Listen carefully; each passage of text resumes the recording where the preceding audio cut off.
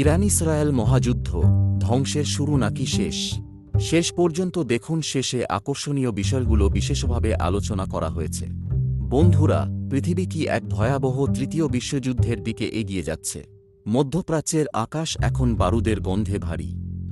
Iran এবং ইসরায়েলের মধ্যে যে সরাসরি যুদ্ধ শুরু হয়েছে, তার নেপথ্যে রয়েছে কয়েক দশকের পুরনো শত্রুতা আর সাম্প্রতিক কিছু ভয়ঙ্কর ঘটনা।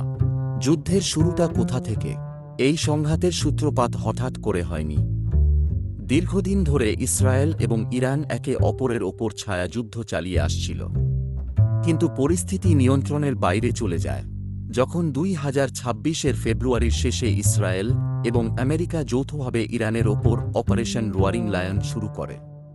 তাদের দাবি ছিল, ইরান পরমাণু অস্ত্র তৈরির একদম শেষ ধাপে পৌঁছে গেছে। এই অভিযানে ইরানের সর্বোচ্চ নেতা আয়াতুল্লাহ আলী খামেনি নিহত হওয়ার খবর আসতেই ইরান সরাসরি ইসরায়েলের ওপর শত শত মিসাইল ও ড্রোন হামলা চালিয়ে যুদ্ধ ঘোষণা করে। বর্তমান পরিস্থিতি কি? বর্তমানে তেহরান থেকে তেল আবিব সবই এখন যুদ্ধের ময়দান। ইরান তাদের তেলের খনি আর সরকারি ভবনগুলোর সুরক্ষায় মরিয়া। অন্যদিকে ইসরায়েলের অত্যাধুনিক আয়রন ডোম সিস্টেম ইরানের মিসাইল ঠেকানোর চেষ্টা করছে। কিন্তু ভয়ের বিষয় হল, এই যুদ্ধে এখন জড়িয়ে পড়ছে রাশিয়া এবং আমেরিকার মতো পরাশক্তিরা। রাশিয়া ইরানকে গোয়েন্দা তথ্য দিয়ে সাহায্য করছে, যা এই যুদ্ধকে আরও জটিল করে তুলেছে।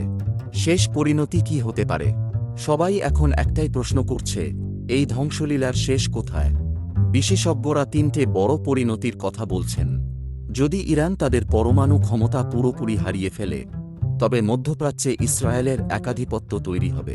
যদি রাশিয়া বা চীন সরাসরি এই যুদ্ধে যোগ দেয়, তবে এটি সরাসরি তৃতীয় বিশ্বযুদ্ধে রূপ নেবে, যা পুরো পৃথিবীর অর্থনীতি ধ্বংস করে দেবে। তেলের দাম অস্বাভাবিক বেড়ে যাওয়ায় ভারতসহ সারা বিশ্বে চরম মূল্যবৃদ্ধি দেখা দেবে। যুদ্ধের জয় যে পক্ষই হোক না কেন, রক্ত ঝরছে সাধারণ মানুষের। পৃথিবী কি পারবে এই ধ্বংস রুখতে? আপনাদের কি মনে হয়, কমেন্টে জানান। ভিডিওটি ভালো লাগলে লাইক এবং শেয়ার করতে ভুলবেন না। ধন্যবাদ।